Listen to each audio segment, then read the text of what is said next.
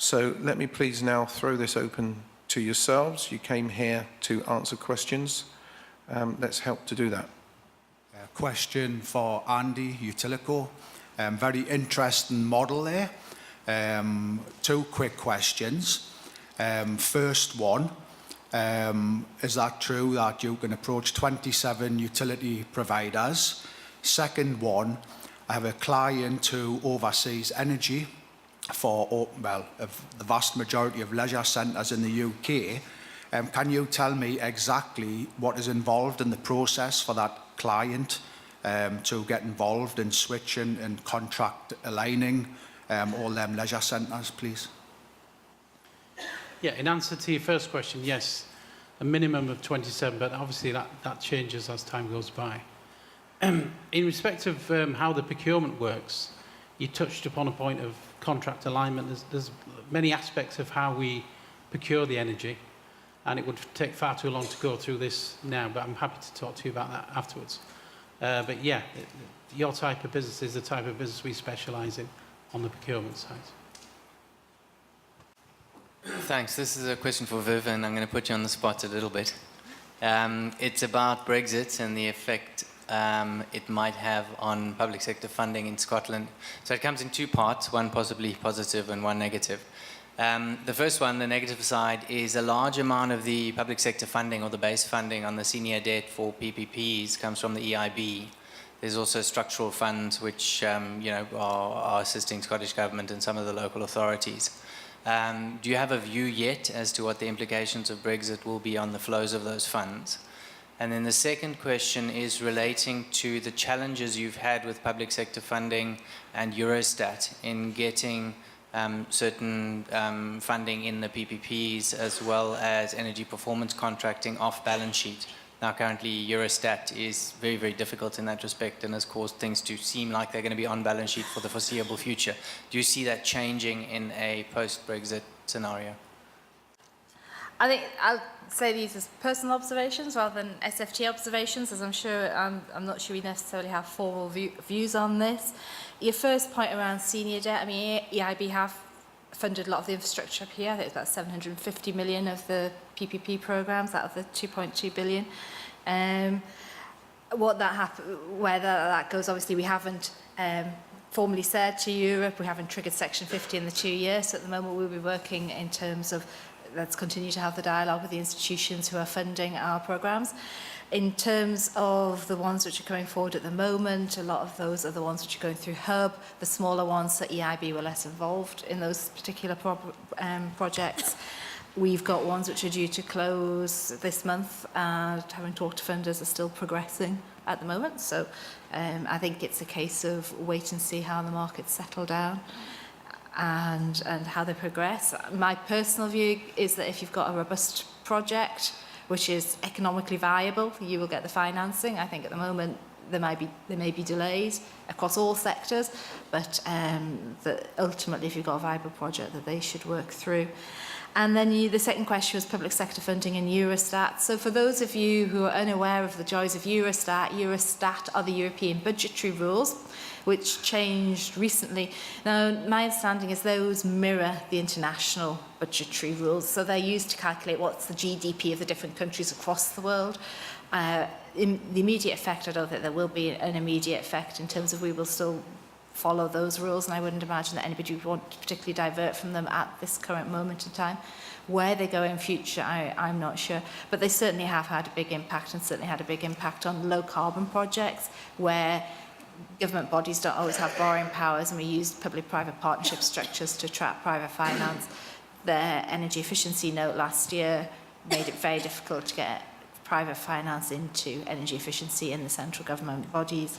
And I know that certainly around PPPs there's been a whole raft of evolving issues which we've been working very hard to resolve and go forward with. Please.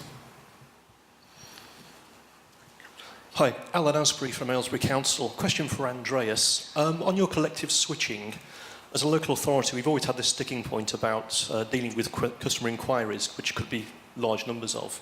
Do you get involved in that at all in terms of dealing with that beyond the marketing aspects? We don't get involved, but it is something we're aware of the problems, and it's something we'd look to help with in the future.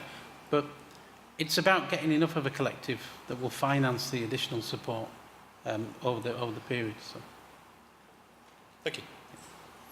Another question at the front, please.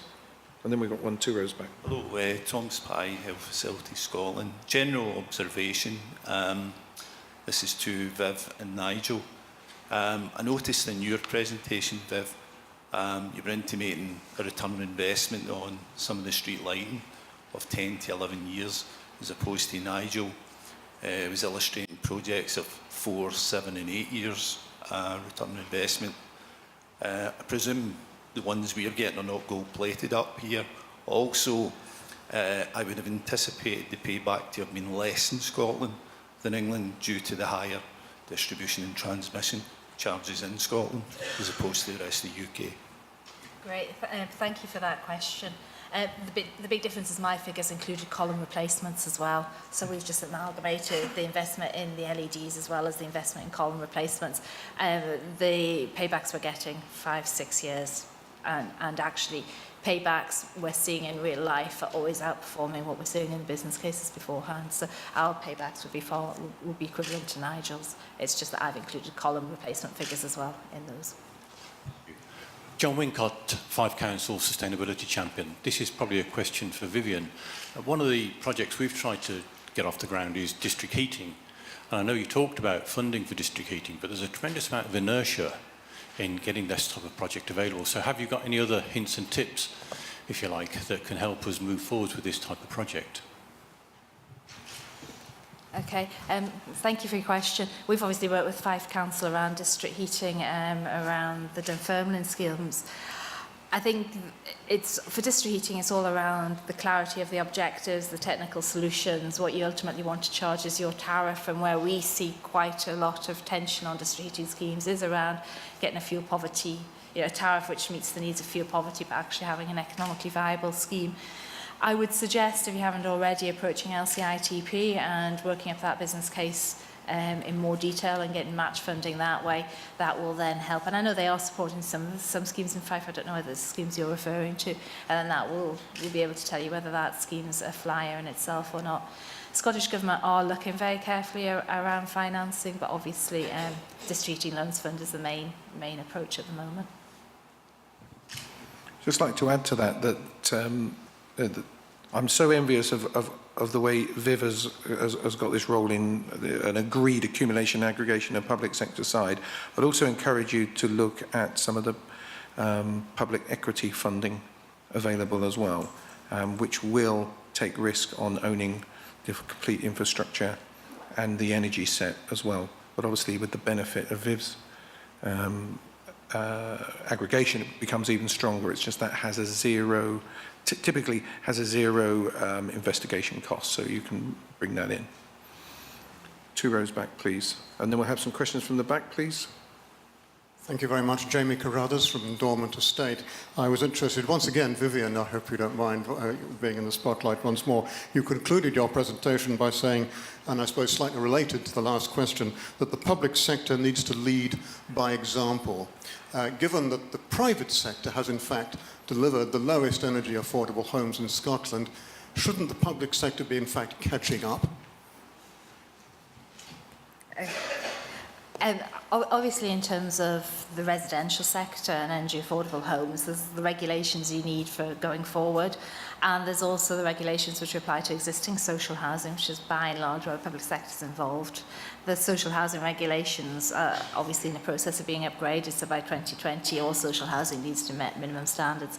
How that compares to the private sector standards I'm less aware of, but certainly all that area of actually what standards do our housing need to be, how do we facilitate energy efficiency, I think it's absolutely key. I couldn't speak for individual projects or programmes, but I know certainly the Scottish Energy Efficiency Programme, which is potentially a retrofit programme, will be looking at actually how do we just up the standard of everything, be it owner-occupied, as private rental or social housing. Just echo that with our experience as well across England, that a sponsoring enlightened city council is essential, and quite often they do play a leadership role in awareness and sharing of information particularly around private landlord sector, residential, etc., and getting that moving. Can I encourage a couple of last questions from the back? We've had quite a few from the front. Maybe around social impact, economics. Is everybody's energy programs working for them? Do you all have enlightened sponsoring city councils? Okay, in which case we needed to catch up an additional 5 minutes. You've given me that opportunity because of the late start. So let us please thank the panel. In the usual way, I've then got a couple of things to say about the organisation of the day. Thank you very much.